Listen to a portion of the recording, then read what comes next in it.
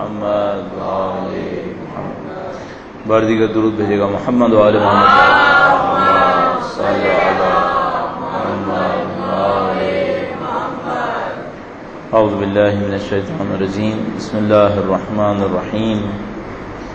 الحمد للہ رب العالمین والصلاة والسلام علی سید الانبیاء والمرسلین حبیب الہ العالمین ابی القاسم محمد صلی محمد وعلی آلہ الطیبین الطاہرین سیما بقیۃ اللہ فی الارضین. قال اللہ تعالی فی کتابہ الکریم. بسم اللہ الرحمن الرحیم. وَنُرِيدُ أَن نَّمُنَّ عَلَى الَّذِينَ اسْتُضْعِفُوا فِي الْأَرْضِ وَنَجْعَلَهُمْ أَئِمَّةً وَنَجْعَلَهُمُ الْوَارِثِينَ. درود بھیجے گا محمد وآل محمد صلی علی محمد وآل محمد. پروردگار عالم نے قرآن کریم کے اندر جگہ جگہ ارشاد فرمایا کہ اللہ تعالیٰ نے اس کائنات کو اپنی نشانی بنایا ہے.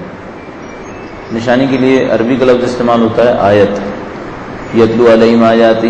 نبی کی تعریف میں فرمایا کہ یتلو علیہم آیاتہ، اللہ کی نشانیوں کو ایک کے بعد ایک کر کے لوگوں کے سامنے بیان کرتے ہیں.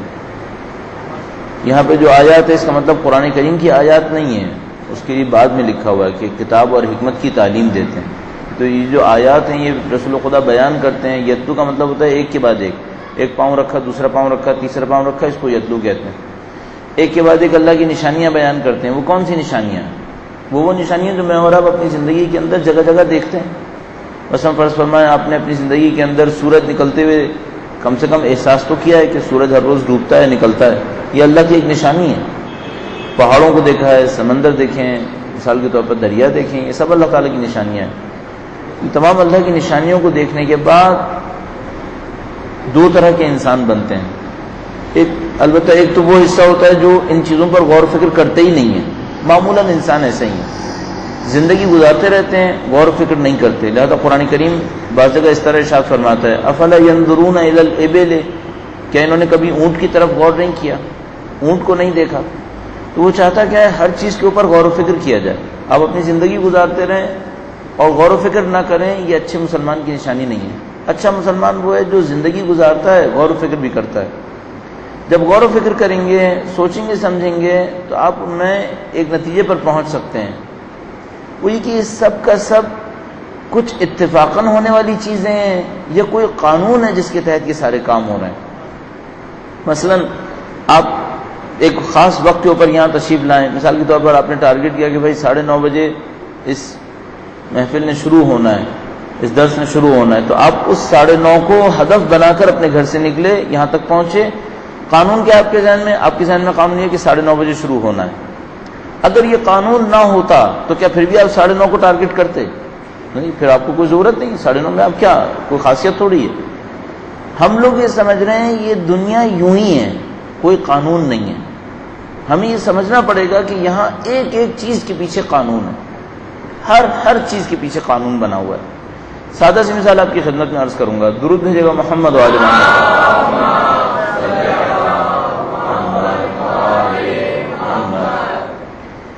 تقریباً ہم سب لوگوں نے اپنی زندگی میں اس بات کا احساس کیا ہوگا، اور وہ یہ ہے کہ کبھی میرے اور آپ کا دل خود بخود چاہتا ہے اللہ کے حضور عبادت کریں، اہل بیت اطہار علیہ السلام کے حضور کوئی دعا پڑھیں، کوئی راز و نیاز کریں، کوئی خاص کام انجام دیں. مثلا فرض فرمائیے ایک رات آپ کا دل چاہے گا کہ مثلا اٹھیں، کوئی نماز پڑھ لیں، قرآن پڑھ لیں، اہل بیت کی کوئی زیارت پڑھ لیں. کبھی ایسا ہوگا آپ سوچتے رہیں گے اتنے دن ہوگا نہیں پڑھی، اب پڑھ لوں، دل نہیں چاہے گا. اپنے آپ سے پوچھیے گا کیا کوئی قانون ہے یا ایسے ہی یہ سب کا سب کا قانون ہے؟ ان تمام چیزوں کے اندر قانون بنا ہوا ہے. وہ تمام چیزیں جو ہمیں لگتی ہیں کہ ایسے ہی چل رہا ہے، کوئی چیز پیچھے نہیں ہے، ان تمام چیزوں کے لیے قانون بنا ہوا ہے. اس قانون کے تحت کام ہوتا ہے. اب مثال کے طور پر آج آپ نے دیکھا کہ آپ کا دل مثلا یوں آپ نے احساس کیا کہ ایک دن آپ کا دل وقت کے امام کی طرف بہت زیادہ مائل ہو رہا ہے، آپ کا دل چاہ رہا ہے ان کا ذکر ہو. ہم لوگ بہت اس بات کو احساس کرتے ہیں. ہم لوگ جو بولنے والے لوگ ہوتے ہیں ہم لوگوں کو بہت اچھی طرح سمجھ میں آ جاتا ہے آج کوئی عنایت ساتھ ہے یا نہیں ہے، یہ باتیں سب سمجھ میں آ جاتی ہیں اگر البتہ کوئی ان چیزوں پہ توجہ دینے والا ہو تو سب سمجھ میں آ جاتا ہے کہ آج ان کی طرف سے کچھ مسئلہ ہے یا نہیں، آج کوئی ایسے روٹین کا مسئلہ کوئی چیز نہیں ہے۔ بعض اوقات کیا ہوتا ہے شروع میں ایسے ہی ہوتا ہے سادہ سا، آگے پہنچ کے کچھ اور ہو جاتا ہے، تو کبھی کبھی یوں احساس ہونے لگتا ہے کہ شاید حاضرین میں سے کوئی ایک آدمی ایسا ہوتا ہے جس کی وجہ سے چیزیں تبدیل ہو جاتی ہیں۔ بعض اوقات ایسا بھی ہوتا ہے، بعض اوقات ایسا ہوتا ہے سب کام ایسے ہی سادہ سادہ چل رہے ہوتے ہیں، اختتام تک پہنچتے پہنچتے کچھ سے تبدیل ہونا شروع ہو جائے گا، بس آپ احساس کریں گے نہیں واقعاً کوئی عنایت ہو رہی ہے اس وقت۔ کیوں ایسا ہوتا ہے؟ شاید لگتا ہے بعض اوقات مصائب میں سے کوئی ایک مصیبت ایسی بیان ہو گئی جو اہل بیت کو پسند آ جاتی ہے۔ سب چیزیں قانون کے تحت ہیں۔ اگر خدا متعال نے ہمارا جسم ایسا بنایا نا کہ اتنا سا اگر 1 گرام زہر جسم کے اندر چلا جائے سارا جسم ختم ہو جا سکتا ہے، تو معنویت کی دنیا اس سے زیادہ شدید ہے، معنویت کی دنیا اس سے زیادہ شدید ہے۔ مثلا ابھی آپ کو اور میرا جسم کیسا ہے، ممکن ہے کسی کے جسم میں 1 گرام زہر کا جائے، صرف 1 گرام۔ باڈی کا ویٹ کتنا ہے؟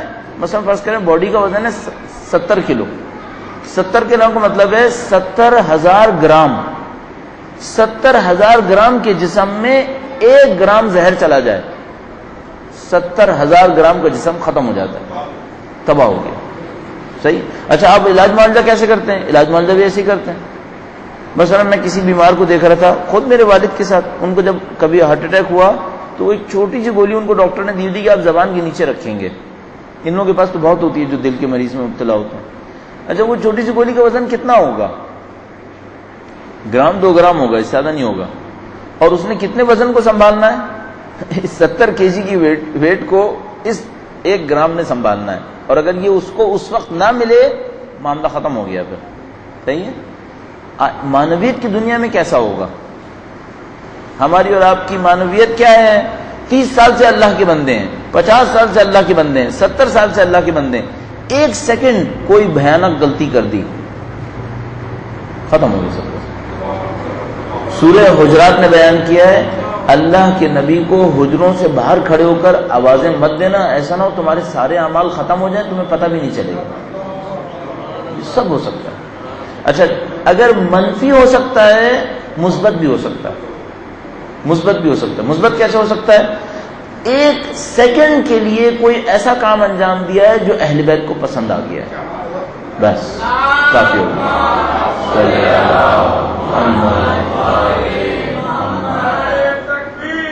اللہ اکبر یا رسول اللہ۔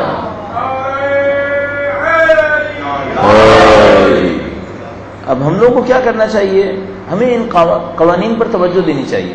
اگر ہم چاہتے ہیں اپنی زندگی میں کوئی ترقی حاصل کریں، کوئی کمال حاصل کریں، بہتر ہے ان قوانین پہ توجہ دے دیں۔ اب جب آپ ان قوانین پر توجہ دینے کی بات کرتے ہیں تو ہم کل کی بات سے اس کو جوڑنے کی کوشش کرتے ہیں۔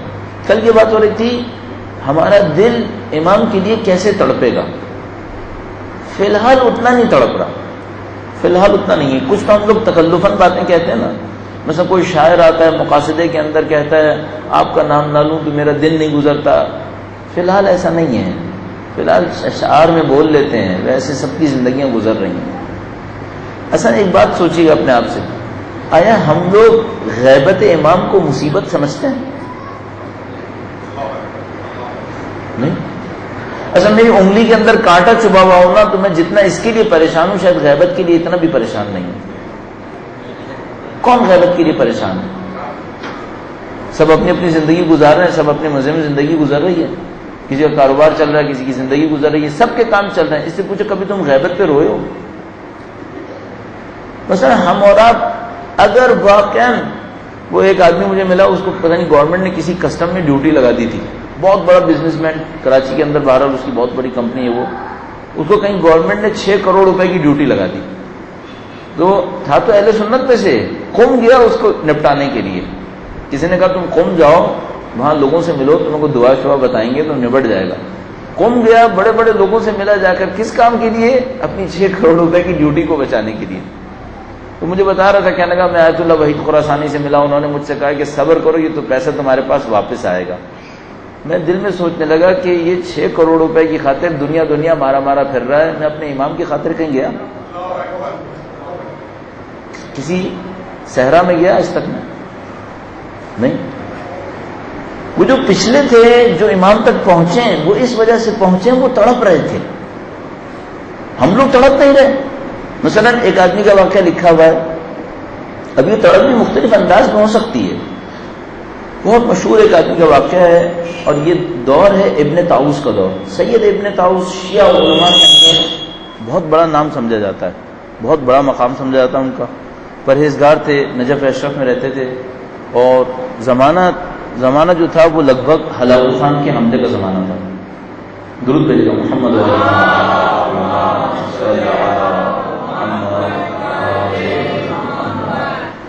سید ابن طاؤس کا احترام بہت زیادہ تھا، تو اس میں لکھتے ہیں کہ ایک آدمی تھا، اس کے ران کے اوپر کہیں کوئی پھوڑا نکل آیا۔ وہ پھوڑا اس میں لکھا، مجھے یاد ہے عبارت میں لکھا تھا کہ اگر مٹھی بند کریں تو اتنا موٹا پھوڑا نکل آیا تھا، اور اس میں سے مسلسل خون بہتا رہتا تھا۔ تو یہ بندہ خدا درد سے بھی لرزتا تھا، تو کہہ رہا تھا، اس میں لکھا تھا کہ جب بھی گرمی کا وقت آتا تھا، گرمی کا زمانہ آتا تھا، تو اس میں سے خون نکلنا شروع ہو جاتا تھا، اور اس کے کپڑے بھی نجس ہو جایا کرتے تھے، عبادتیں بھی نہیں کر پاتا تھا، بہت پریشان تھا۔ تو یہ سید ابن طاؤس کے پاس آیا، کیونکہ بہت پرہیزگار تھے۔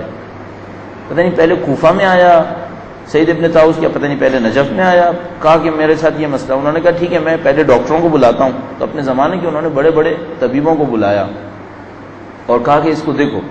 انہوں نے دیکھا، انہوں نے کہا کہ صاحب یہ بغیر کاٹے صحیح ہوگا نہیں، یہ کاٹنا پڑے گا، اور یہ کٹے گا تو اس کی ران میں پورا گڈھا بن جائے گا، اور کاٹنے میں اگر ذرا سی بھی غلطی ہو گئی تو یہ مارا جائے گا، ذرا سی بھی غلطی ہوئی یہ مارا جائے گا۔ تو اس کا علاج سوائے کاٹنے کی کچھ نہیں ہے، اور کاٹنے میں خطرہ اتنا ہے کہ ہم یہ خطرہ نہیں لے سکتے، اس کو ایسے ہی چھوڑنا پڑے گا۔ سید نے کہا کہ تم دوسری جگہ پہ آنا ہی نہیں، پہلے وہ شاید کربلا گیا، پھر دوسری دفعہ نجف بلایا، یا پہلے نجف گیا پھر دوسری دفعہ کربلا بلایا، کہا وہاں ڈاکٹر بڑے ہوتے ہیں، ان سے علاج کروائیں گے۔ وہ وہاں پہ گیا، وہاں پر بھی دوبارہ ڈاکٹروں کو دکھا، ڈاکٹروں نے کہا کہ رائے وہی رائے ہے جو آپ سے کہیے، کہ اس کا جراحی کے بغیر کوئی علاج نہیں ہے، اس کی جراحی ہوگی، اور اس میں خطرہ بہت زیادہ ہے، مر بھی سکتا ہے یہ، اس لیے نہ کریں بہتر ہے۔ ٹھیک ہے، تکلیف اٹھائے، کیا کر سکتے ہیں۔ اس بندے خدا کو کہہ دیا گیا کہ بھائی تمہارے اوپر تکلیف ساقط ہے، تمہارے کپڑے اگر گندے ہوتے بھی ہیں تو کوئی بات نہیں، جیسا بھی ہے تم ایسی نماز پڑھ سکتے ہو، لیکن ہم کچھ کر نہیں پائیں گے۔ تو جب اس نے بہت کہا سید ابن طاؤس سے کہ آقا مجھے کوئی مشکل کا حل بتائیں، حل بتائیں، انہوں نے کہا کہ بھائی حل دنیا میں نہیں ہے، اب امام کے ہاتھ میں ہے، جاؤ اپنے امام کو بلاؤ، ہم لوگ کچھ نہیں کر سکتے، ہم تو ڈاکٹروں کے پاس لے جا سکتے تھے، وہ ہم نے دکھا دیا، اب یہ ہم لوگ کہ تمہارے بس کا نہیں ہے، یہ جاؤ تو اپنے امام سے کہو۔ کہنے لگا میں کیا کروں؟ کہا جاؤ شہر کے باہر جاؤ، صحرا میں جاؤ، امام کو پکارو، اگر مصلحت ہوئی تشریف لے آئیں گے، تمہاری مشکل کو حل کر دیں گے۔ کہنے لگا ٹھیک ہے۔ وہ باہر چلا جاتا ہے، چیختا ہے، چلاتا ہے، روتا ہے۔ ہم لوگ سمجھتے ہیں یہ کام 10-15 منٹ کا ہوتا ہے، بس باہر گیا اس نے رونا شروع کیا، مولا تشریف لایا، نہیں، ایک ایسی جگہ تک پہنچے جہاں یوں لگے کہ اگر یہ نہیں ہوا تو پھر مر گیا یہ آدمی۔ جب واقعاً طلب اس جگہ پر پہنچ جائے کہ ہم یہ احساس کریں کہ نہیں ابھی جو مانگ رہا ہے، ابھی کیا ہوتا ہے، میں کہتا ہوں یا مولا ادرکنی، پھر گھر کا ادھر ادھر کر کے دیکھتا ہوں کوئی مدد آئی یا نہیں آئی، ایسے نہیں ہے یہ بات جب تک دل سے نہیں نکلے گی، روح سے نہیں نکلتی، بات کہیں پہنچتی نہیں ہے۔ تو جب اس نے بہت زیادہ گریا و فریاد کی، یہ کیا وہ کیا، تو کافی تفصیلات اس کی بیان کرتے ہیں، مثلا 4 سوار تشریف لائے، اس طرح سے کافی تفصیلات ہیں۔ بہرحال امام تشریف لائے، امام نے کہا مشکل کیا ہے؟ اب پہلے تو اس کو یاد ہی نہیں آیا میری مشکل کیا ہے، تو نے امام سے اور باتیں کی کہ آپ کو دیکھ کر مجھے خوشی ہوئی اور یہ ہوا وہ ہوا۔ امام نے بہرحال اس کو یاد دلایا، گویا کہ تمہارے چوٹ کا مسئلہ تھا، تو امام نے اس کے اوپر ہاتھ رکھا اور کہا کہ جاؤ اب یہ صحیح ہو گئی۔ تو اس نے کہا کہ مولا میں تو آپ کے ساتھ چلنا چاہتا ہوں۔ اچھا وہ بیچارہ بندہ خدا اتنا عاشق تھا امام کا کہ وہ اپنی چوٹ کو بھول ہی گیا، اور وہ کہنے لگا مولا چوٹ کا مسئلہ نہیں، اب تو میں آپ کے ساتھ جانا چاہتا ہوں۔ امام نے کہا نہیں یہ نہیں ہو سکتا۔ یہ کیا کہ مولا سوار ہوئے، یہ پیچھے پیچھے آیا، مولا کے قدموں کو پکڑ لیا، امام سواری پہ تھے، اس نے قدموں کو تھام لیا، کہنے لگا مولا میں چھوڑوں گا نہیں، آپ مجھے اپنے ساتھ لے جائیں۔ تو جو امام کے ساتھ تھے انہوں نے کہا کہ تم کیسے نوکر ہو، کیسے امام کے ماننے والے ہو؟ امام کہہ رہے ہیں یہاں رہو، تمہیں سمجھ میں نہیں آتی بات؟ پھر اس کو خیال آیا کہ ہاں یہ بیعت بھی ہے، اگر مولا کہہ رہے ہیں میں یہاں رکوں اور میں بار بار کہہ رہا ہوں میں ساتھ جاؤں، انہوں نے کہا مصلحت نہیں ہے، تو پھر مجھے امتثال کرنی چاہیے. تو اس نے پاؤں چھوڑ دیا اور اطاعت کی، وہیں پہ کھڑا رہا. پھر وہ چلا گیا امام. یہ دوبارہ گیا، روتا رہا. پھر شہر میں واپس آیا سید ابن طاؤس کے پاس، اور سید سے کہا کہ سید میں تو میری مشکل حل ہو گئی، شفا پا گیا. انہوں نے تمام ڈاکٹرز کو دوبارہ جمع کیا اور ان کو کہا کہ یہ آدمی جانتے ہو یہ کون تھا؟ سب نے کہا ہمیں یاد ہے، یہ آدمی ہمارے پاس آیا تھا. انہوں نے کہا اگر کسی نے اس کا علاج کیا ہو تو کتنے عرصے میں صحیح ہونا چاہیے؟ کہا اگر کسی نے اس کا علاج کیا ہو تو 2 مہینے میں اس کا صحیح ہونا چاہیے اور اس کے ٹانگ کے اوپر نشان ہونا چاہیے. اٹھا کر دیکھتے رہے، پہلے ایک ٹانگ کو پھر دوسری ٹانگ کو، کہ کوئی نشان بھی نہیں تھا جہاں پہ امام نے ہاتھ پھیرا تھا.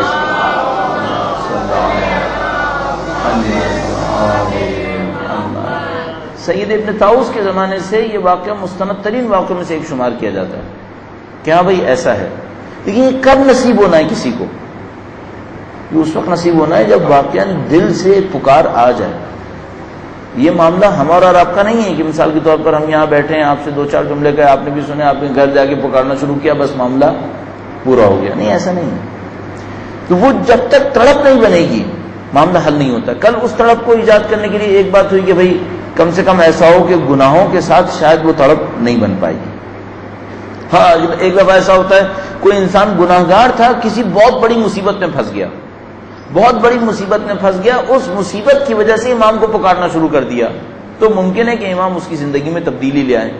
جیسے اس آدمی کا کل واقعہ تذکرہ ہوا کہ گاڑی خراب ہو گئی، مصیبت میں آ گیا ہے وہ. لیکن اگر کوئی روٹین میں چل رہا ہو، کوئی مصیبت نہیں ہے، چاہتا ہے امام سے رابطہ بنے، یہ بغیر غیر معمولی پاکیزگی کے یہ ممکن نہیں ہو پائے گا. گناہوں سے اپنے آپ کو پاکیزہ کرنا پڑے گا. پھر کچھ چیزیں مسلسل کرنی چاہیے، ہمیں مسلسل کچھ نہ کچھ رابطہ بننا چاہیے. کچھ دن پہلے گلگت میں تھا، کچھ وقت پہلے، 1-1.5 مہینے پہلے، تو وہاں پہ ایک عالم نے ایک نصیحت کی. میں جہاں جاتا ہوں ان کی اس نصیحت کو دہرانے لگا ہوں جب تک کہ میں احساس کرتا ہوں کہ ہاں میں نے پہنچا دیا. میں اپنے پورے گھر بار کو لے کے گیا تھا، 20 بچوں کو لے کے گیا تھا، اور ان کے پاس بھی جب لے کے گیا تو سارے 20 بچوں کو سب کو لے کے گیا کہ یہ جو نصیحت کریں گے میں نہ سنوں، یہ میرے بچے بھی سنیں. اگر آپ کو کوئی کام کرنا ہے اپنی زندگی کے اندر تو جتنی محنت اپنے اوپر کر رہے ہیں اس سے زیادہ محنت اپنی اولاد پہ کریں، کیونکہ میں اور آپ 50-60 سال میں مر جائیں گے، ان کے عمل پر ہم زندہ رہیں گے، ان کے عمل پہ ہم نے زندہ رہنا ہے. ورنہ ہم اور آپ تو 50-60 سال کے اندر مرے کھپے، معاملہ ختم ہو گیا. محنت بچوں پہ ہونی چاہیے، اولاد پہ بہت محنت ہونی چاہیے. البتہ شروع خود سے ہونا چاہیے، پھر بچے محنت میں بھی آ جاتے ہیں. صاحب لے کے گئے تو جب تھوڑی دیر بات چیت ہوئی، اس کے بعد میں نے ان سے کہا کہ مولانا صاحب کوئی نصیحت کریں. ہمارے پاکستان کے اندر بھی بہت اچھے لوگ گوشہ کنار میں پڑے ہوئے ہیں، پڑے ہوئے اس لیے کہہ رہا ہوں خیر خبر نہیں ہے بیچاروں کی، کوئی پوچھنے والا نہیں ہے ان کا.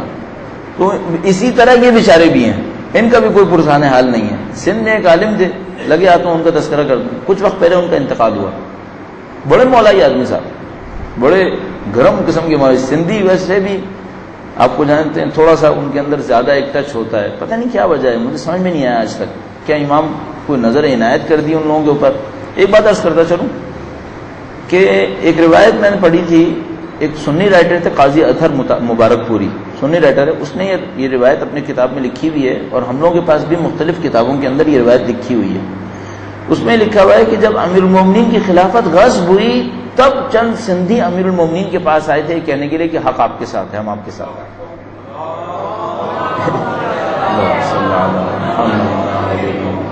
اس کا مطلب ان لوگوں کے اندر جڑیں بہت پرانی ہیں، بہت پرانی جڑیں ان لوگوں کے اندر، اور خطوں سے بھی شاید آئے ہوں لیکن روایت میں کم سے کم نہیں آئے، روایت میں سندھی ہی لکھا تھا.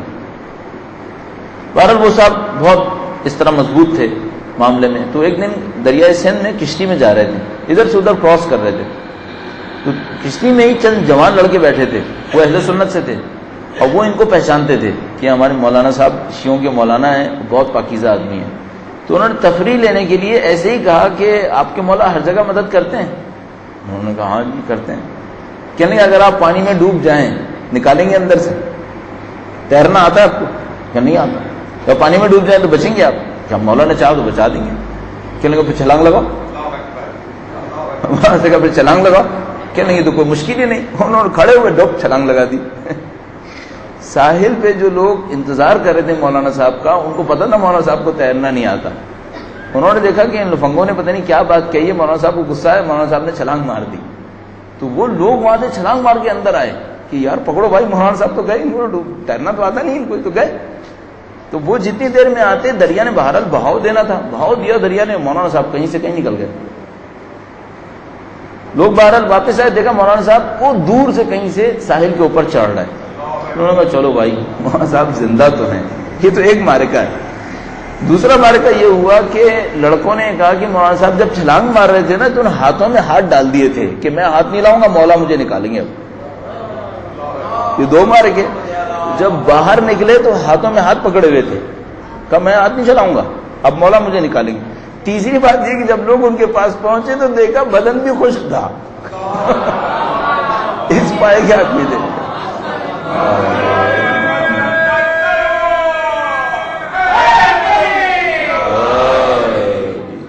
تو مولا کی عنایت تو بہت ہے. صلی علی محمد. لوگ اب بھی ہیں گوشہ کنار میں، ابھی بھی ہیں کہیں، وہ ادھر ادھر ہیں، بس کچھ سمجھ میں نہیں آ رہا کون کہاں پر ہے، کس طرح کا ہے، پہچانتے نہیں ہیں کچھ لوگ. ہم لوگ بھی نہیں پہچانتے، ہم تو ایک آدھ مسائل کے طور پر احساس ہو کہ نہیں یار اس کے اندر کچھ ہے. تو چلو ان سے پوچھ لیا. تو ان سے میں نے پوچھا، میں نے کہا آپ کوئی نصیحت کریں. اچھا ایک اور مزے کی بات ہے، جب میں پہلی دفعہ ان سے ملا تو یہ میں آپ کو اس لیے سنا رہا ہوں تاکہ آپ کا حوصلہ بنے کہ ابھی اچھے لوگ ہیں. ایسا نہیں معاملہ ختم ہو گیا ہے. بعض اوقات لوگ سوچتے ہیں نا معاملہ ختم، میدان خالی ہے. نہیں، میدان خالی نہیں ہے. اللہ اپنی زمین کو کبھی خالی نہیں چھوڑتا. حجت خدا کے نوکر ہر جگہ ہیں. حجت خدا کے نوکر ہر جگہ ہیں. یہ زمین اگر حجت خدا کے نوکر نہ ہوتے نا تباہ برباد ہو جاتی. یہاں پر ہونا چاہیے ان کے نوکر. تو وہ جناب علی، ان سے میں نے پوچھا تو ملے، بہت خوش ہوئے، بڑا جناب گلے لگایا. یہ ہم بھی بڑے خوش کے چلو یار ایک بڑا آدمی گلے لگا رہا ہے. تو میں نے کہا ایسی باتوں میں میں نے ان سے کہا کہ مولانا صاحب میرے لیے دعا کیجیے گا. دیکھنے لگے مجھے، دیکھ کے ہنسنے لگے، کہنے لگے 5 سال سے تمہارے لیے دعا کر رہا ہوں. مولانا صاحب آج ہی ملا ہوں میں. کہنے لگے نہیں 5 سال سے تمہارے لیے دعا کر رہا ہوں. میں نے کہا یار یہ آدمی کچھ بندے خدا نے میرے لیے اوپر احسان کیا نا، 5 سال سے دعا کر رہا ہوں. خیر جب نے ملے تو ان سے کہا کوئی نصیحت کریں. کہنے لگے ایک نصیحت ہے. انہوں نے کہا ایک آیت کریمہ ہے، وَمِنْ حَيْثُ خَرَجْتَ فَوَلِّ وَجْهَكَ شَطْرَ الْمَسْجِدِ الْحَرَامِ. اچھا میں نے کہا اس سے کیا فائدہ ہوگا؟ کہنے کہ جہاں کہیں بھی جاؤ اپنا چہرہ مسجد حرام کی طرف رکھو. اچھا ہم فقہ میں اس سے ہم استشہاد کرتے ہیں کہ آپ نے جہاں کہیں نماز پڑھنی ہے چہرہ اپنا کعبے کی طرف رکھنا ہے. ٹھیک ہے. کہنے لگے دیکھو زندگی میں مشغول رہو، تم بہت مشغول ہو، کام میں مشغول ہو، جو کر رہے ہو کرتے رہو. ہر 5-10 منٹ کے بعد ایک دفعہ وقت کے امام کو پکارتے رہو. وَمِنْ حَيْثُ خَرَجْتَ، جہاں کہیں سے بھی نکلو، فَوَلِّ وَجْهَكَ شَطْرَ الْمَسْجِدِ الْحَرَامِ، مقدس مسجد کی طرف اپنا سر گھماتے رہو. تو کہنے یہ دنیا میں کسی بھی کام میں مشغول رہو، اس وقت کائنات کی مقدس ترین ہستی وہ وقت کا امام ہے، اپنا چہرہ اس طرف رکھو. تو میں نے کہا عملاً کیا کروں؟ کہنے عملاً یہ کرو کہ ہر 10-15 منٹ میں ایک دفعہ یا صاحب الزمان کہتے رہو، ایک دفعہ کہتے رہو. مسجد حرام کی طرف رہو، مقدس کی طرف رہو، ورنہ تمہارا چہرہ دنیا کی طرف پھرتا رہے گا. دنیا میں زیادہ غرق ہو گئے پھر امام کو یاد نہیں آئے گی تمہیں. ہم لوگ کے ساتھ مشکل یہ ہے، ہم لوگ اتنا غرق ہو جاتے ہیں اپنے کاموں کے اندر. مثلا ہم بھی خود سوچیں، ابھی ہم یہاں بیٹھے ہیں، ابھی یہاں سے نکلیں گے، مثلا آپ اپنے گھر جائیں گے، ہم کہیں اور جائیں گے، کھانا وانا کھائیں گے، یہ کریں گے وہ کریں گے. 3-4 گھنٹے تک امام کی یاد آئے گی نہیں. صبح کو مثلا میں نے نماز پڑھی، اس کے بعد دعائے عہد پڑھی. اچھا بعض اوقات ایسا ہوتا ہے ہم دعائے عہد پڑھ رہے ہوتے ہیں تب بھی امام یاد نہیں آتے، روٹین کے تحت تو یوں ہی پڑھی ختم ہو گئی. یا اگر پڑھ بھی لی، اب نکلے مثلا 7-8 بجے گھر سے نکلے کام کاج کے اوپر، رات کو اب شام تک واپس آتے آتے امام نے یاد آنا ہے کیا؟ ہمیں یاد نہیں آتا. یہ ہماری خرابی. اگر ہم ایسے شیڈول بنا لیں نا اپنا کہ تھوڑی دیر کے بعد امام کو پکارتے رہیں، کہیں نہ کہیں ایک سلام کہتے رہیں، تو ہمارے وجود کی برکتیں بہت بڑھ جائیں گی. پھر ہماری زندگی کچھ اور ہونا شروع ہو جائے گی. یہ وہ قوانین ہیں جو ہماری زندگی کے اوپر نافذ ہیں. جو جتنا حجت خدا کے ساتھ رہے گا، جتنا حجت خدا کا ذکر کرے گا، اس کے وجود میں معنویت میں بڑھنا ہے. حقیقت یہ ہمیں بھی اس طرح پتہ چلتا ہے کہ جب ہم لوگ مثلا مجلسوں کے اندر زیادہ ذکر کرتے ہیں امام کا تو احساس ہوتا ہے کہ نہیں، لگتا ہے کہ کچھ مثال کے طور پر وہ اس کو پسند کرتے ہیں اس بات کو. ویسے سب کچھ اسلام ہے، ظاہر ہے آپ مجلس میں جو کچھ بھی تذکرہ کریں گے وہ سب کا سب دین سے ہی ہوگا، بالآخر بے دینی کی بات تو نہیں کریں گے، لیکن ان کے تذکرے میں کوئی خاص برکت ہے. یہ دنیا گویا ایسی بنی ہوئی ہے کہ جو حجت خدا کے ساتھ ہے اس کے لیے دنیا ہے، اس کے لیے آخرت بھی ہے، سب کچھ اس کے لیے. اب اس معاملے میں ایک دعا ہے، وہ دعا بہت مشہور دعا ہے، کتابوں کے اندر لکھی ہوئی ہے.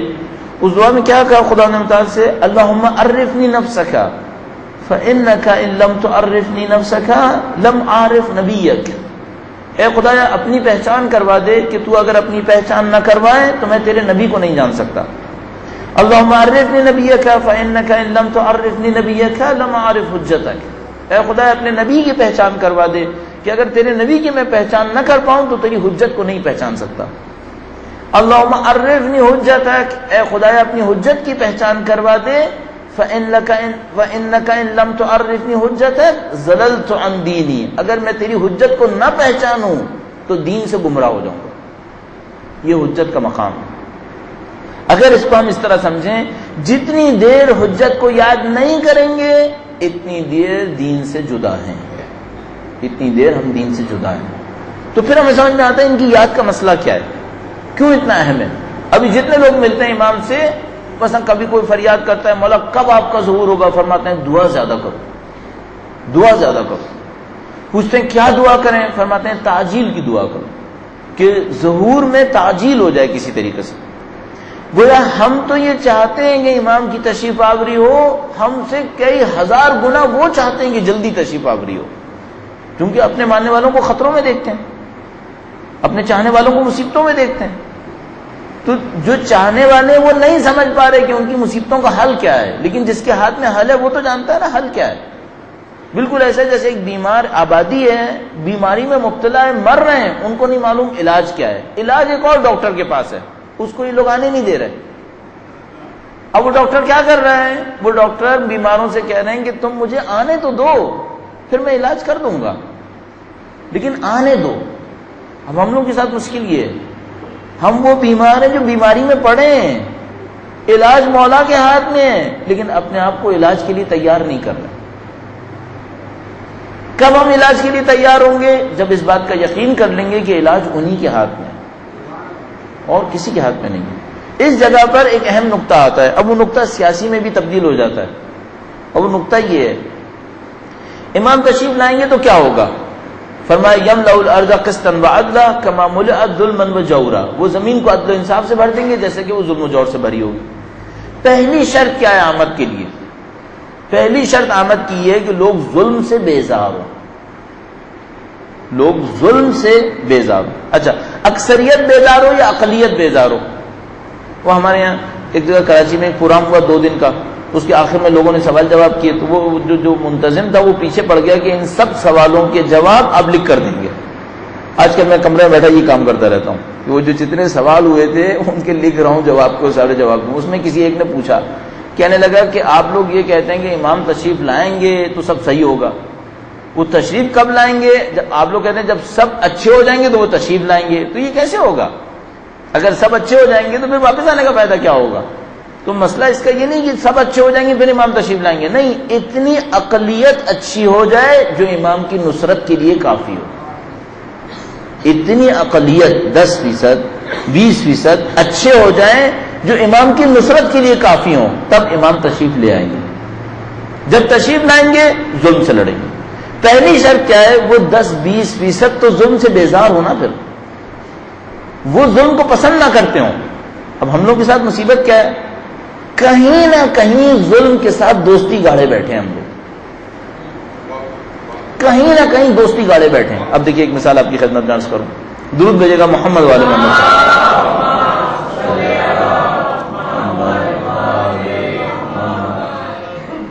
مثلا اپنے آپ سے پوچھے گا، اول وقت نماز پڑھنا عدل ہے؟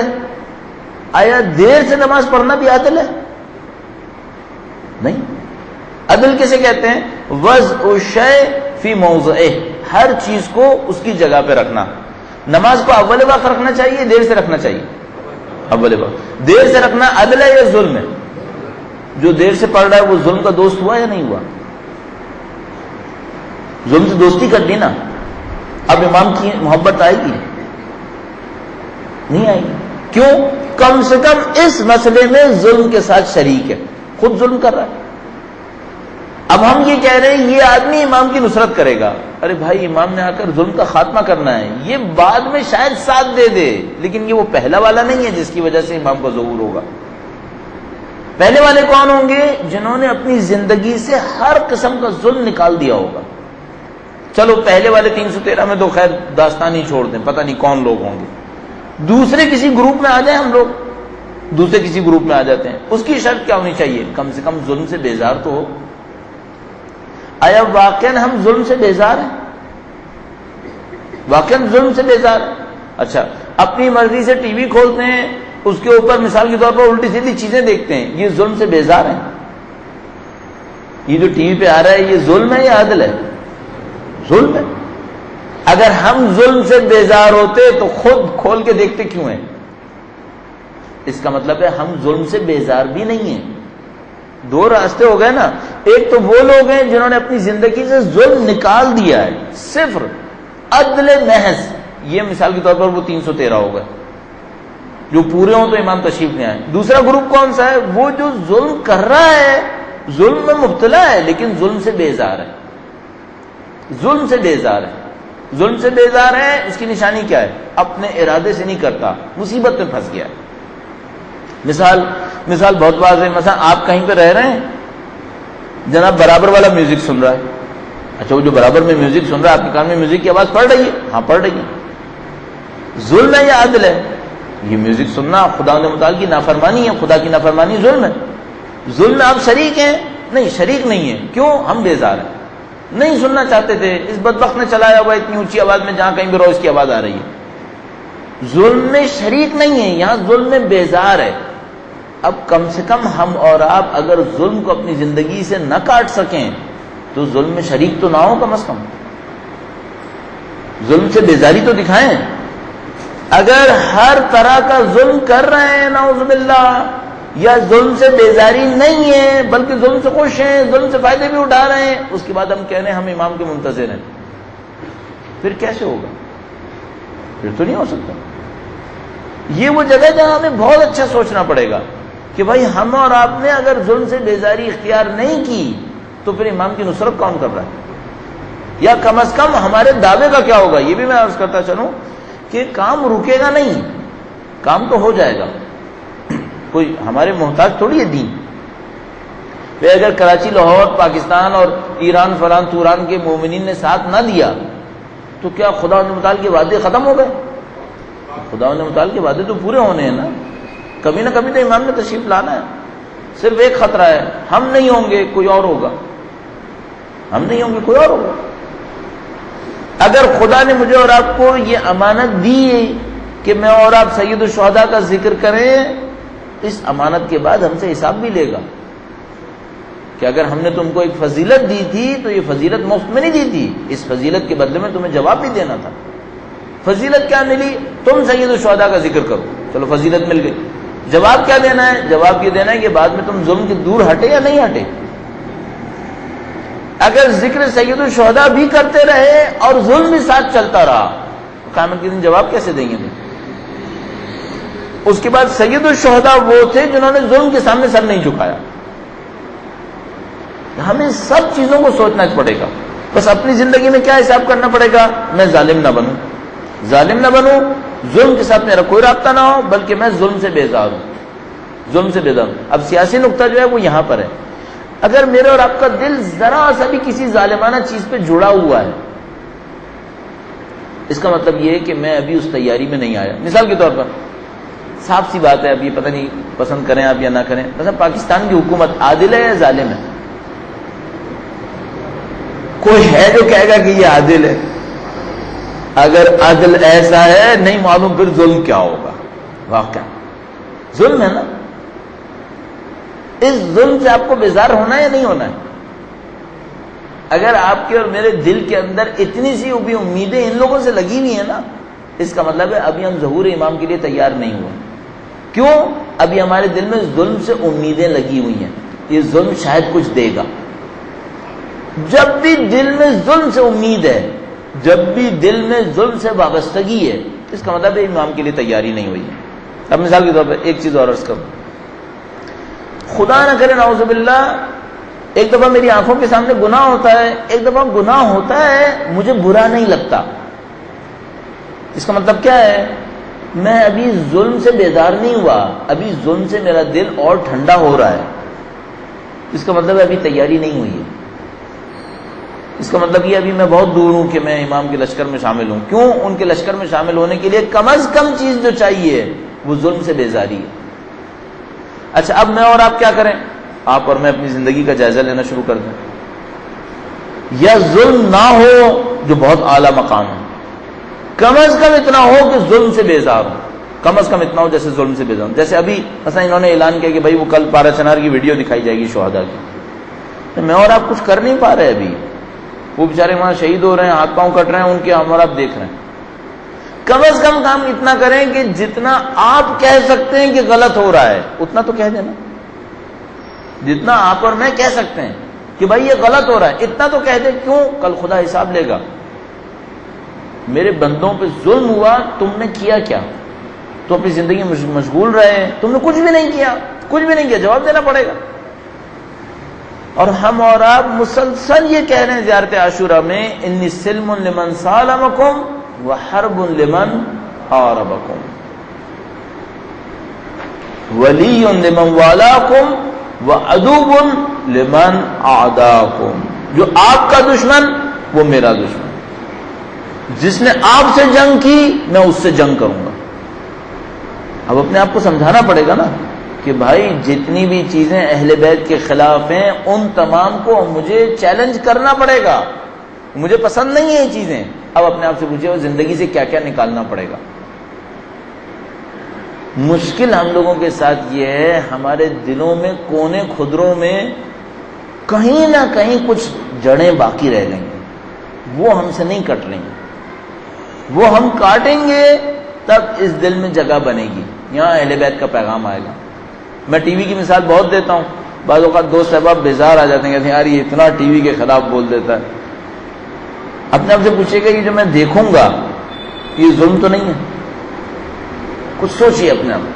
چونکہ مجھے یہ اندازہ ہوا ہے، ایسے میں شاید پہلے بھی یہاں پہ عرض کیا تھا، ایک دفعہ گھر میں بیٹھا ہوا تھا، ٹی وی پہ تفسیر آ رہی تھی اور کوئی ایرانی چینل لگا ہوا تھا میرے خیال میں، ہاں بارہ ایرانی چینل لگا ہوا تھا، اس پہ تفسیر کا درس دکھا رہے تھے. تو بڑا اچھا مجھے لگ رہا تھا، ایت اللہ جوادی عاملی کا درس تھا، میں دیکھ رہا تھا، بہت اچھا لگ رہا تھا. تھوڑی سی دیر کمرے سے اٹھا، پتہ نہیں چمچہ لانے کے لیے، چائے میں چینی ڈالنے کے لیے کمرے سے اٹھا، باورچی خانے تک گیا. وہاں پہ دیوار پہ کوئی پردے لگے ہوئے تھے، اس کو میں نے دیکھا، مجھے اچھا لگا، اپنے گھر میں لگا ہوا تھا. واپس آیا، دیکھا اب دل نہیں چاہ رہا دیکھنے کا. میں سوچنے لگا یہ کیا ہوا؟ ابھی 1 منٹ پہلے میرا یہ تفسیر کا درس دیکھنے کا بہت دل چاہ رہا تھا، اور شخصیت ایت اللہ جوادی عاملی کی ہے جس کے بارے میں مجھے تقریباً اطمینان ہے کہ یہ آدمی پاکیزہ ہیں، بہت پاکیزہ ہیں. 1 منٹ پہلے میرا دل چاہ رہا تھا، میں باورچی خانے تک گیا ہوں، میں نے کوئی گناہ نہیں کیا، ادھر تک جانے میں نے کوئی گناہ نہیں کیا، میں چمچہ لے کر آیا ہوں، اس میں بھی کوئی گناہ نہیں ہوا ہے، چائے پینے کا ارادہ کر رہا ہوں، یہ بھی گناہ نہیں ہے. پھر یہ مصیبت کیا ہوئی بیچ میں؟ میرا دل کیوں اتر گیا اتنی سی دیر میں؟ پھر مجھے احساس ہوا کہ جو 1 منٹ کے لیے میں نے پردوں کی طرف دیکھا کہ یہ دنیا کو دیکھ رہا ہوں کہ یہ مجھے اچھی لگ رہی ہے، شاید اتنا بھی قبول نہیں ہے. دل کہیں نہیں جوڑنا ہے، دل صرف خدا کی طرف رکھنا ہے. پھر بات سمجھ میں آئی وہ گلگت والے عالم کی، وَمِنْ حَيْثُ خَرَجْتَ فَوَلِّ وَجْهَكَ شَطْرَ الْمَسْجِدِ الْحَرَامِ. اپنے دل کو مسجد حرام. اب آپ کہیں گے بھائی یہ تو آپ بہت ہی غلط کہہ گئے، اس کا مطلب یہ کہ ہم جب خریداری کرنے جائیں گے تو کیا ہوگا، وہ تو ہمارا دل لگے گا، پھر اس کے اندر ہمیں دیکھنا پڑے گا نا. ان تمام چیزوں کو ایک نقطے کے اور ایک سائے کے اندر رکھنا پڑے گا. وہ کیا ہے؟ خدا نے مجھ سے چاہا ہے تو کروں، اور اگر نہیں چاہا تو نہ کروں. اپنی ہر محبت کو خدا اور حجت خدا کے تابع بنانا پڑے گا. اگر ہم اس مقام تک پہنچتے ہیں ہم نصرت امام کے لیے تیار ہیں، ورنہ خدا فضل کرے شاید ان کے لشکر میں شامل ہو جائیں، ہم تیار نہیں ہیں. اچھا اب اس کی مثال اور میں آپ کی خدمت میں عرض کرتا چلوں تاکہ ہمارے لیے اور یہ بات واضح ہو جائے، اور ایسا بھی نہ ہو کہ انسان یہ کہ بھائی ایک بس کی بات نہیں ہے، چلو بھائی جمع کرو کہیں اور جاتے ہیں، نہیں ایسا بھی نہیں ہے، بس کی بات ہے۔ طریقہ کار کیا ہے وہ دوبارہ آپ کی خدمت میں عرض کرتا ہوں۔ درود بھیجے گا محمد وعلی محمد۔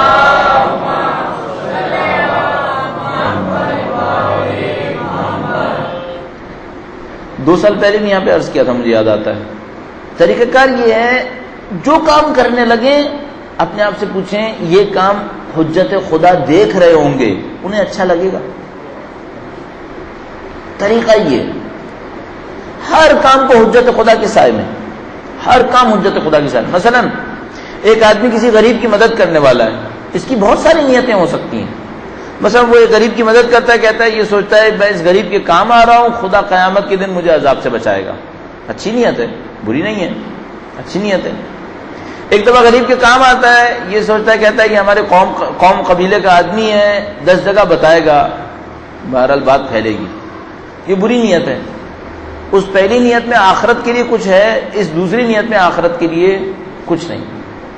ایک دفعہ وہ یہ سوچتا ہے اس سے ہماری جان پہچان ہے، یار جان پہچان کا آدمی ہے، کہیں کام کر دینا چاہیے اس کے لیے، یہ بھی کر دیا۔ یہ بھی بہت بری نیت نہیں ہے، نہ ادھر کی ہے نہ ادھر کی ہے۔ اصل میں نیت کیا کرنی چاہیے ہمیں؟ جو اچھی نیت بن جائے۔ یوں سمجھ میں آتا ہے، نیت یہ کرنی چاہیے یہ بھی حجت خدا کا ماننے والا ہے۔ یہاں سے شروع کریں۔ کیا کریں؟ اپنی تمام نیتوں کے اندر حجت خدا کو بیچ میں لے آئیں۔ یہ بھی حجت خدا کا ماننے والا ہے، یہ بھی اسی مولا کا ماننے والا ہے جس کا میں نوکر ہوں، یا میں جس کا نوکر بننا چاہتا ہوں۔ شاید میں نوکر بھی نہیں بن پا رہا، فخر کروں گا اگر نوکر بن جاؤں۔ تو اس طرح سے ہم کیا کر سکتے ہیں؟ اپنی تمام نیتوں کے اندر حجت خدا کو شامل کر سکتے ہیں۔ خدا کی حجت کا یہ ماننے والا ہے۔ مثال کے طور پر ایک اور کام سوچ سکتے ہیں، مثلا آپ نے کسی غریب کو دیکھا، آپ اس کو صدقہ دینے والے ہیں۔ اپنے طور پہ کیا سوچیں؟ یہ سوچیں اگر حجت خدا اس غریب کو دیکھتے تو صدقہ دیتے، میں ان کی نیابت میں انجام دے دیتا ہوں۔ بہت سارے ایسے کام ہیں جو ان کی نیابت میں ہونے ہیں اس دنیا کے اندر۔ مثلا اگر وہ تشریف لائیں گے، غریبوں کی فکر کریں گے یا نہیں کریں گے؟ کریں گے۔ ان کے اجداد نے یہی کیا تھا، وہ قبول کرتے ہیں ان اعمال کو۔ صاحب ایک واقعے کے اندر اس طرح سے ہوا کہ ایک آدمی کہیں بہت زیادہ کام آتا تھا غریب غربا کے، تو امام تشریف لائے اور اس نے پوچھا مولا میرا عمل قبول ہے؟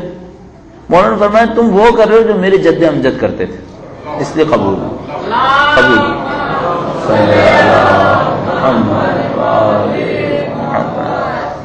ایران میں ایک عالم ہے آغا قراتی نام کر کے، محسن قراتی، بہت مشہور ہیں، ہر ہفتے ان کا درس آتا ہے ٹی وی کے اوپر۔ وہ کہیں کسی علاقے میں ایک آدمی سے ملنے گئے، ایک عالم سے۔ وہ کوئی شاید امام جمعہ تھے، وہاں چونکہ جمعے پورا شہر میں ایک جمعہ ہوتا ہے بس، تو وہاں جو امام جمعہ ہوتا ہے وہ بڑی پرسنالٹی ہوتی ہے۔ وہ جناب علی ملنے گئے، شاید امام جمعہ تھے یا نہیں تھے، بہرحال وہ وہاں پہ بیٹھ، اس علاقے میں بہت مشہور تھے۔ تو کہنے گے کہ وہ ایک آدمی مانگنے آیا، ان کے نوکر نے بتایا کہ آغا صاحب ایک آدمی مانگنے آیا۔ تو انہوں نے جہاں پہ بیٹھے ہوئے تھے وہاں ایک تکیہ تھا، اس کے نیچے ہاتھ ڈالا، ایک نوٹ نکالا، اس سے کہا جاؤ یہ دے دو، دے دیا اسے۔ ایک اور مانگنے والا آیا، اس نے پھر نوکر نے کہا کہ آغا صاحب وہ ایک اور مانگنے والا، انہوں نے پھر ہاتھ ڈالا، نکالا، اس کو دے دیا، وہ چلا گیا۔ یہ لوگ جو بیٹھے تھے انہوں نے کہا کہ بیٹھے بیٹھے ہم نے دیکھا کہ 15-20 دفعہ بندے خدا نے ہاتھ ڈالا نکالا پھر دے دیا، ہاتھ ڈالا نکالا دے دیا۔ تو کہنے کے ہم نے سوچنے لگے کتنی دولت چھپا کے رکھی ہے یہاں پہ، ختم ہی نہیں ہوگی دیتی، اتنی دفعہ ہاتھ ڈالتے نکالتے ہیں، پیسے دے دیتے ہیں، دیکھا بہت دولت ہونی چاہیے۔ اتفاقاً وہ صاحب یہ جو عالم بار بار ہاتھ ڈال رہے تھے نکال رہے تھے جا رہے تھے، تھوڑی دیر کے لیے اٹھ کے گئے۔ جو آغا قراتی کے ساتھ لوگ تھے ان میں سے ایک آدمی جرأت کرنے کا کہنا آغا صاحب میں دیکھ ہی لوں اس تکیے کے نیچے کتنی دولت رکھی ہے۔ صاحب اس نے تکیہ اٹھا کے دیکھا تو دیکھا کہ بھائی وہ جتنی دولت تھی وہ ختم ہو گئی، اب اس کے نیچے کچھ نہیں، اب تکیے کے نیچے کچھ نہیں۔ انہوں نے کہا چلو ہمارے نصیب میں کچھ نہیں تھا، ورنہ اگر کچھ ہوتا تو مانگ ہی لیتے، شاید ہمیں بھی مل ہی جاتا۔ انہوں نے تکیہ ویسے ہی رکھ دیا۔ تھوڑی دیر میں عالم پھر آ کے بیٹھ گئے، پھر نوکر آیا، کہنا آغا صاحب وہ ایک آدمی مانگ رہے، انہوں نے پھر ہاتھ ڈالا، پھر پیسے نکالے، پھر دے دیا۔ ارے کہا جی داستان پھر شروع ہو گئی۔ تو وہ دیکھتے دیکھتے 5-10 آدمیوں کو انہوں نے اور دے دیا۔ اب یہ سب ایک دوسرے کو دیکھ رہے ہیں کہ یار یہ عجیب مارکا ہے بھائی، وہاں کچھ تھا ہی نہیں اور بندے خدا ہاتھ نکالے جا رہا ہے اور بار بار پیسے دیے چلے جا رہے ہیں. تو وہ ان کے منہ سے رو گئے, پیچھے پڑ گئے کہ نہیں صاحب یہ راز بتا دیں, صاحب بہت ہو گئی, ہمیں اتنی دیر سے ہم پیسہ دیکھ رہے ہیں, یہاں کچھ تھا ہوا نہیں, ہم تو خاموش بیٹھے رہے, اب آپ بتائیں یہ ہوا کیا. انہوں نے بہرحال تھوڑا ٹالا معاملے کو کہ نہیں ایسے ہی ہو گیا, تھا تم نے دیکھا نہیں ہوگا صحیح سے. انہوں نے کہا نہیں کچھ نہیں تھا, ہم نے خود تکیہ اٹھا کے دیکھا ہے, کچھ نہیں تھا یہاں پہ.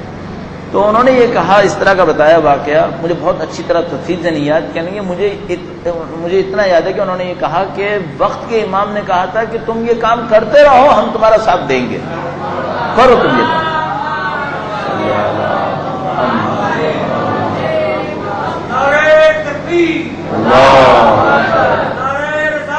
یا رسول اللہ. اب کچھ کام لگتا ہے امام کو بہت پسند ہے, ان کاموں میں سے ایک کام یہ ہے, فرمایا تم کرو ہم تمہارا ساتھ دیں گے. ساتھ دینا کیسا تھا, کچھ نہ ہونے سے ہوئے چلا جا رہا ہے اور وہ دیے چلے جا رہے ہیں. ہاں اگر ایک دن یہ سوچے نا میں دے رہا ہوں, بس پھر تکیہ خالی ہے, پھر تکیے کے نیچے کچھ نہیں ہے. ہم لوگوں کے ساتھ مصیبت یہ ہے, امام ایک ذمہ داری بھی دیتے ہیں نا کبھی, اگر خود اتنے خوش نصیب ہوں ہم کہ کوئی ایک ذمہ داری مل جائے, فوراً سمجھنے لگتے ہیں ہم میں کچھ ہے جو امام نے دیا, بس کباڑا ہو گیا, وہیں پہ معاملہ ختم, صفر کے اوپر آ کے کھڑے ہو گئے, اب دوبارہ سے شروع کرو, 10 سال محنت کرنی ہے. کرنا کیا ہے, کچھ کاموں کو یہ سوچ کر انجام دیں کہ مولا آپ کی نیابت میں ہم چاہتے ہیں انجام دے دیں, چاہتے ہیں کہ یہ کام ہو. اب میں ایک اور واقعہ آپ کی خدمت میں عرض کروں, بس آج کی زحمت آپ کی تمام کریں.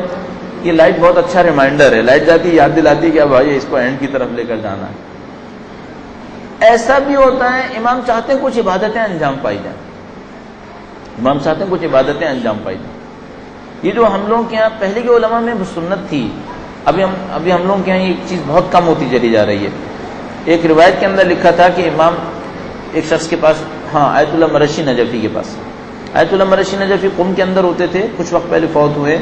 بہت بڑا کتاب خانہ ہے قم میں ان کا, ان کے صاحبزادے نے سنبھالا ہوا ہے, بہت بڑا کتاب خانہ ہے. ایک موقع پہ مشرف ہوئے امام کے حضور, امام نے ان کو کچھ نصیحتیں کی. نصیحتوں میں سے ایک نصیحت یہ تھی کہ قرآن پڑھو اور قرآن کا ثواب ان مومنوں کی روح کو بخش دو جن کی روح کو کوئی بخشنے والا نہیں, یا ایسے ہیں ان کے کچھ ورثہ باقی ہیں لیکن اپنے مرحومین پہ توجہ نہیں کرتے, تم توجہ کرو, تم توجہ کرو. تو پہلے یہ تھا کہ لوگ جب بھی کوئی کام کرتے تھے ثواب کسی کو بخشتے تھے, اب یہ ہو گیا ان چیزوں پہ توجہ کم ہوتی چلی جا رہی ہے, تو وہ مرحومین کے ساتھ رابطہ جو ہے وہ کم ہوتا چلا جا رہا ہے. مثال کے طور پر اچھے کاموں میں سے ایک کام ایک عالم نے اپنی نصیحت میں لکھا ہوا تھا, ایک عالم نے اپنی نصیحت میں لکھا ہوا تھا, ہر روز نماز وحشت پڑھو, ہر روز نماز وحشت پڑھو اور مومنوں کو ثواب پہنچاؤ, جو بھی مومن کہیں پر بھی مراؤ. کہا نماز وحشت پڑھو, مومنوں کو ثواب پہنچاؤ, جو مومن کہیں پر بھی مراؤ. فائدہ کیا ہوگا, فائدہ یہ ہوگا کہ ہم لوگ مذاق میں کہتے ہیں دوسرے شہر جا رہے ہو پہلے سے پارٹی بنا کے رکھو. ہم سب نے مرنے کے بعد کہیں اور جانا ہے, تو وہ جو پہلے سے وہاں پہنچے ہوئے ہیں ان کے ساتھ تھوڑی سی پارٹی ہماری ہونی چاہیے کہ جب ہم پہنچے تو ہماری دعا دینے والے پہلے سے وہاں بیٹھے ہوئے ہوں, تو اچھا ہے, فائدہ رہے گا ہم لوگوں کے لیے. تو انہوں نے کہا کہ نصیحت یہ کی کہ پہلے سے نماز وحشت لوگوں کے لیے پڑھا کرو تاکہ ان کو کہیں نہ کہیں آپ سے رابطہ بن جائے. لب لباب کیا ہے, کچھ کاموں کو انجام دیں انتہائی خلوص کے ساتھ اپنے امام کا قرب حاصل کرنے کے لیے. ان کاموں میں سے اہم ترین کام کیا ہے, ان کے ماننے والوں کے کام آنا, ان کے ماننے والوں کے کام آئیے. اگر آپ کو زندگی میں کوئی ایک آدمی ایسا مل جائے جو واقعا مستحق ہو, آپ اس کے بالکل خلوص سے کام آئیں, کسی کو خبر نہ ہونے دیں, اور وہ آپ کے لیے دعا کر دے, حتیٰ اگر وہ دعا نہ بھی کرے, بس وہ اتنا ہی سوچ لے کہ اس نے میرے ساتھ نیکی کی, بہت کافی ہے ہم اور آپ کے لیے, بہت کافی ہے. تو زندگی میں جستجو کرے, لیکن یہ کام ایک شرط اور قید کے ساتھ ہے, یہ خلوص سے انجام پانا ہے.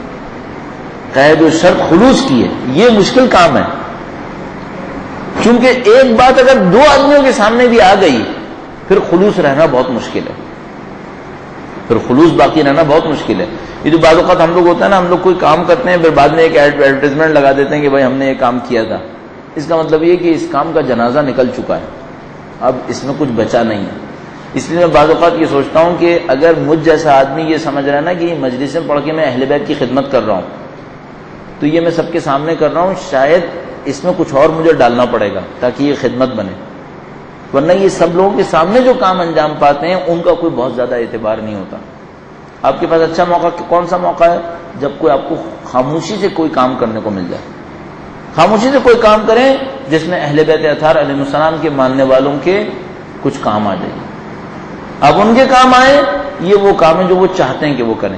آخر میں ایک واقعہ اور آپ کی خدمت میں عرض کر دوں، اصلی سید ملے، واقعی سید، اس کے کام ضرور آئیے گا، واقعی سید، ایسا سید کہ جس کے اوپر آپ قسم کھا کے کہہ سکیں یہ اولاد رسول میں سے ہے، اس کے کام آنا بہت ضروری ہے، اس سے بہت سارے راستے کھلنے ہیں ہم لوگوں کے۔ صاحب ایک واقعہ اس طرح سے تفصیل آگے زیادہ ہے کہ یہ ایک دکاندار تھا، دو دکاندار تھے، ان کے گھر، ان کے محلے میں ایک سید کا انتقال ہو گیا، سید مر گیا، اس کی بیوہ رہ گئی، اس کے بچے رہ گئے۔ یہ جو دو دکاندار تھے انہوں نے اس سیدانی سے کہا کہ تمہارے گھر میں کوئی ضرورت پڑا کرے بچہ بھیج دیا کرو دکان پر، ہم دے دیں گے، کوئی مشکل نہیں ہے۔ تو وہ بچہ کبھی کبھی آتا تھا دکانداروں سے، ان دونوں میں سے لینے کے لیے، تو ان دونوں میں سے ایک دکاندار امام سے ملاقات کے لیے ایک کوئی ورد کر رہا تھا۔ ایسے ورد بہت زیادہ لکھے ہیں، پتہ نہیں ان سے کچھ چیزیں شاید ثابت نہیں ہوئی ہیں لیکن لوگ کرتے ہیں بہرحال ایسے کام۔ تو وہ ان میں سے کوئی اس طرح کا ایک ورد کر رہا تھا، مثلا کہتے ہیں 40 دن 40 رات شب جمعہ یا بدھ کی رات کو جمکران جانا، اس طرح کا ایک کام ہے۔ جیسے مسجد سہلا کے بارے میں یہی مشہور ہے کہ بدھ کی رات، منگل کا دن گزار کر جو رات ہوتی ہے اس میں 40 ہفتے اگر کوئی مسجد سہلا جائے تو امام سے ملاقات ہوتی ہے۔ البتہ ملاقات کا مطلب پہچاننا نہیں ہے، ممکن ہے ملاقات ہو پہچانتا نہ ہو، یہ بہت ہوتا ہے۔ تو وہ جناب علی اس قسم کا کوئی چلہ کر رہا تھا 40 دن کا۔ میں نے کہا ان کے اوپر کوئی روایت نہیں ہے، لوگوں میں مشہور ہے ایسے ہی، شاید اثر بھی ہوتا ہو لیکن بہرحال روایت نہیں ہے۔ تو اس کا کوئی 40واں نزدیک تھا، 40واں اس کا نزدیک ہونے والا تھا۔ بہرحال وہ ایک بچہ آیا اس بیوہ کا، اس نے کہا کہ مثلا صابن دے دو، اس سے اچھا یہ پہلے کوئی تپا بیٹھا تھا کسی مسئلے کے اوپر، بکری کم ہو رہی تھی، کیا ہو رہا تھا، اس بچے سے کہنے لگا کہ بھائی 2 دکانداروں نے وعدہ کیا تھا، ایک نے وعدہ نہیں کیا تھا، اس نے بھی وعدہ کیا تھا، کبھی ادھر بھی چلے جایا کرو، ہمیشہ آ جاتا ہے ہماری بات مانگنے کے لیے۔ وہ بچہ بیچارہ گھبرا گیا، یار کوئی ڈانٹ رہا ہے یہ، تو وہ چلا گیا واپس، اس نے لیا ہی نہیں، وہ گھر چلا گیا۔ ان صاحب کا 40 پورا ہو گیا، 40 پورا ہوا، اب اس انتظار میں تھے کہ آج رات امام سے ملاقات ہونی ہے، امام سے ملاقات نہیں ہوگی تھی، لیٹ گیا۔ رات کو اس کو ایسا لگا جیسے کوئی گھر کے باہر صحن میں اس کا نام پکار رہا ہے۔ اچھا پہلے تو ڈرا کہ نہیں معلوم بھائی کون آدمی ہے جو باہر نام پکار رہا ہے، گھر کے باہر آیا صحن میں، دیکھا صحن سے آواز نہیں آ رہی، گلی سے آواز آ رہی ہے، اب گھر کا دروازہ کھولنا پڑے گا۔ اب اس کی جان نکل رہی تھی کہ میں گھر کا دروازہ کھول دوں، پتہ نہیں کون ہو مجھے پکار رہا ہے۔ پوچھا اس نے کون ہے، وہاں سے کوئی جواب نہیں آ رہی کون، بس اس کا نام پکارا جا رہا ہے۔ اچھا ڈر کے مارے ڈرتے ڈرتے دروازہ کھولتا ہے تو کوئی نقاب لگائے ہوئے سامنے، اور انہوں نے ایک جملہ کہا، فرمایا کہ یہ جملہ بہت سنجیدہ ہے، بہت اہم، اصلی سید مل جائے اس خاطر عرض کر رہا ہوں۔ فرمایا ہم اپنی اولاد کو پالنے کے لیے تمہارے محتاج نہیں ہیں، صلی اللہ محمد محمد۔ فرمایا ہم اپنی اولاد کو پالنے کے لیے تمہارے محتاج نہیں ہیں، چاہتے تھے تم کسی مقام پر پہنچ جاؤ، اس خاطر عرض کر رہا ہوں کوئی اولاد سید مل جائے، واقعی سید جس کے بارے میں آپ قسم کھا سکیں ہاں بھائی اولاد رسول میں سے، اس کا احترام ضروری ہے۔ لگ رہا ہے کہ یہ معاملہ بہت سنجیدہ ہے۔ انصافاً عرض کروں، پہلے میں خود سمجھتا تھا کہ شاید معاملہ بہت اہم نہیں ہے، لیکن جب اس قسم کی روایات پڑھتا ہوں تو دیکھتا ہوں کہ نہیں، یہ معاملہ بہت اہم ہے، اس معاملے میں کوئی اہمیت ہے جو ضرورت سے زیادہ اہمیت کی ہے۔ تو اس روایت کی روشنی میں اس واقعے کو بھی علماء نے قبول کیا ہے کہ ہاں یہ مستند واقعہ ہے، مستند کتابوں کے اندر بھی لکھا ہوا ہے۔ اس واقعے کی روشنی میں تمام کے کام آئیں، سب کے کام آئیں، وہ جو اہل بیت کے چاہنے والے ہیں جہاں کہیں بھی آپ ان کے کام آنے کی کوشش کریں، ان کی مصیبتوں میں حل کرنے کی کوشش کریں، بالاخص اگر کوئی ایسا ہو جس کے بارے میں آپ کو یقین ہو کہ مستحق بھی ہے، سادات میں سے بھی ہے، آپ اس کے ضرور کام آنے کی کوشش کریں۔ پروردگار سے دعا کرتے ہیں اے پاک پروردگار تجھے واسطہ محمد و آل محمد کا اس قلیل کو ہم سے قبول فرما۔ اے پاک پروردگار تجھے واسطہ محمد و آل محمد کا ان کی نورانیت سے دلوں کو منور فرما۔ اے پاک پروردگار تجھے واسطہ محمد و آل محمد کا اہل بیت کے چاہنے والے دنیا میں جہاں کہیں بھی ہوں تو ان کی جان مال عزت و آبرو کی حفاظت فرما۔ اے پاک پروردگار بالاخص پاکستان میں پارا چنار میں مومنین پارا چنار سخت وقت سے گزر رہے ہیں، پاک پروردگار تجھے واسطہ محمد و آل محمد کا ان کی جان مال عزت و آبرو کی حفاظت فرما۔ اے پاک پروردگار مومنین عراق، مومنین لبنان، مومنین ایران، پاکستان کے مومنین، دوسرے ممالک کے مومنین کفر کے حملے کی زد میں ہے، پاک پروردگار پرچم ایمان کو فتح و نصرت نصیب فرما، پرچم کفر کو نیست و نابود فرما۔ اے پاک پروردگار تجھے واسطہ محمد و آل محمد کا پرچم اہل بیت کو دنیا کے کونے کونے تک پہنچانے کی توفیق نصیب فرما۔ اے پاک پروردگار تجھے واسطہ محمد و آل محمد کا نسلاً بعد نسل ہمیں اور ہماری نسلوں کو اہل بیت کے بہترین جانثاروں میں قرار فرما۔